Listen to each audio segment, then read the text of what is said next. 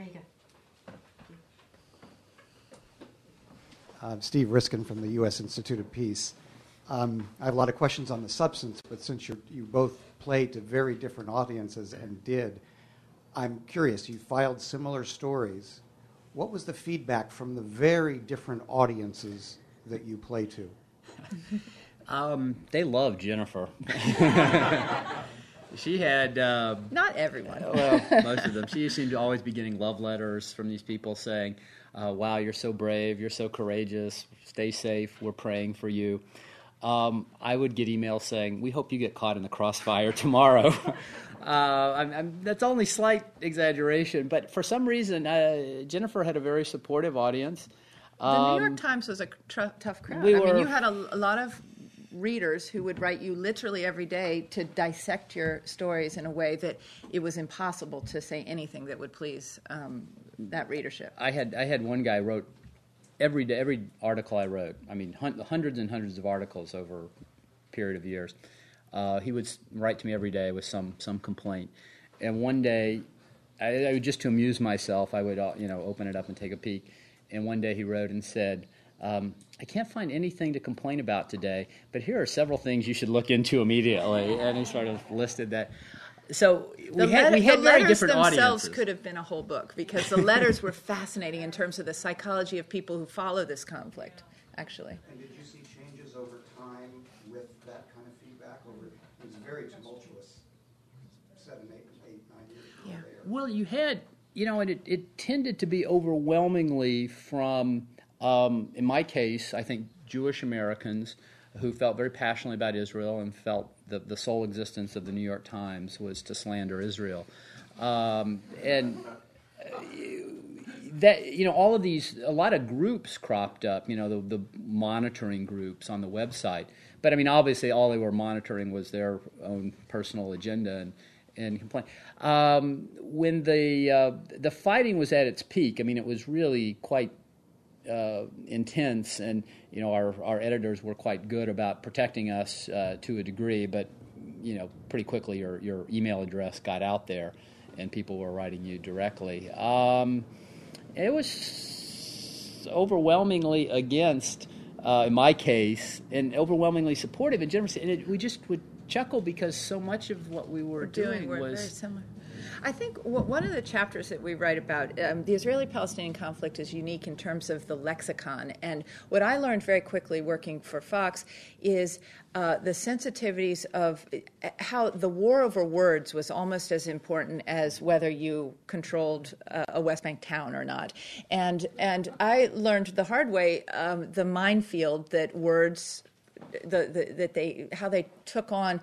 People were always looking at your reports, whether we were working for Fox or New York Times or NPR, looking for bias. People come to every story, and what we found very quickly, and I think we both learned this very quickly, and we have a whole chapter about it, is how you had to realize which words were loaded enough that someone would read into it and say, aha, you are pro-Palestinian, or aha, you are, whether you are pro-Israeli.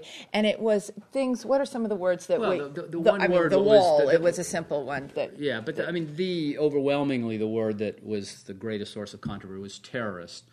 And, and there was just so much gray area. There were instances where it was very clear. If a Palestinian went on an Israeli bus and blew himself up, that's terrorism. That's an attack directed at civilians to kill as many civilians as possible.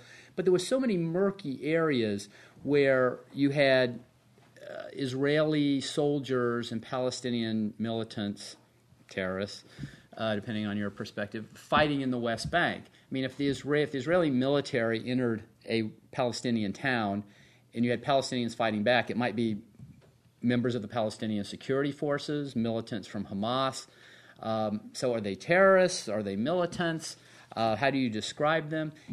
So what you end up doing is you end up describing them in a very long sentence as opposed to one word, because one word would elicit accusations of bias. So you find yourself very wordy in describing, but you were on safer ground if you described somebody physically carrying a gun went onto a bus, blew himself up today. That is not casting judgment. It's factual.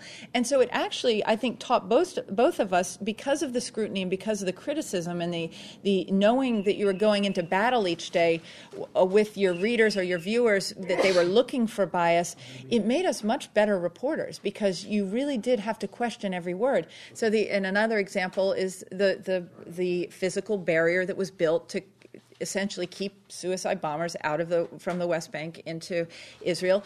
Was it a wall? That had certain implications. We all came up with the neutral word barrier, which sounded somewhat ridiculous, but because it's a wall in many places, but it was also a fence in some places, and so you would have these incredible discussions that you just realized it was easier just to describe it as a physical structure that had been built to whatever, but it becomes very wordy.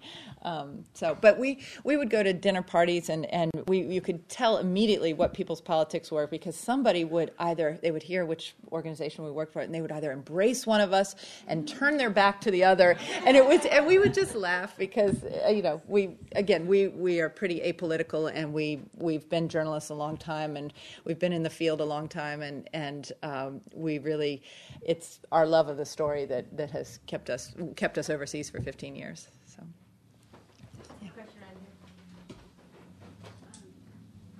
You both seem to come...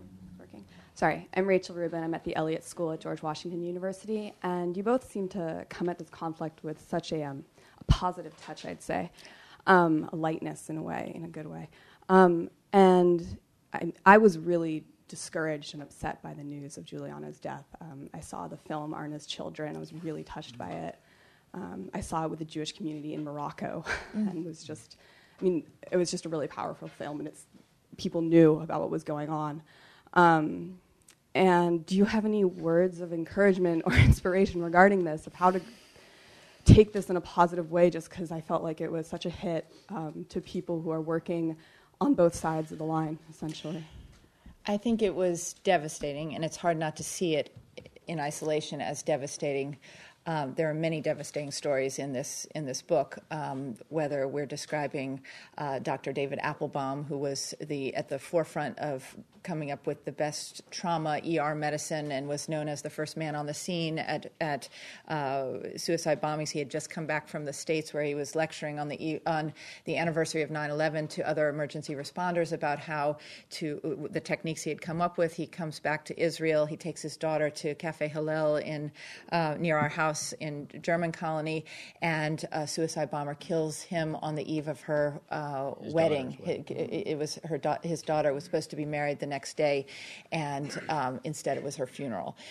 You have Izzedine Abuleish, who we have a chapter about, who also has a new book out, and he is a famous Palestinian doctor who was, one of the great hopes. He would travel back and forth to an Israeli hospital in Beersheba, I think, or Tel Shem. But at one point Beersheba, another point in Tel Aviv. And he was this bridge who was explaining to Israelis what was going on in Gaza and how it felt like a big prison, and he, in fact, Channel 10, the local Israeli station, used him as an eyewitness reporter during the last major Gaza invasion.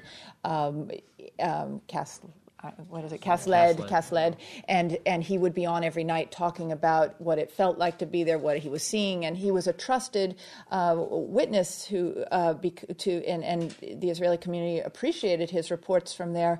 And then suddenly everything changed for him because an errant Israeli shell landed on his head. Not so errant. Not so errant. What was the outcome? They thought people in his house were they spotting thought, yes, for I'm snipers. sorry. They thought he was, and so they fired on his house. 3 of his daughters were killed. He was on the air on Channel 10 within moments after that happened, crying hysterically. I mean, that was incredibly tragic stories.